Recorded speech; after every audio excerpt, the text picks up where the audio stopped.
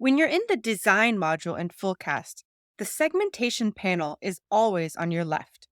This panel is essential as we develop the nodes in your go-to-market hierarchy. It helps you visualize how levels nest within each other.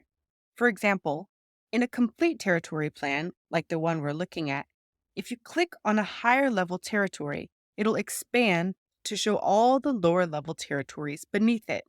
And it works the other way around too. Lower level nodes will group up under their higher level territories.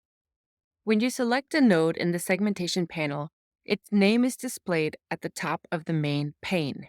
Selecting a node displays that node's data in the grid. One other important point about the segmentation panel is the yellow dot you see here. It's your sign that there are changes that haven't been committed yet. This simple indicator is a helpful reminder to review and finalize any pending adjustments.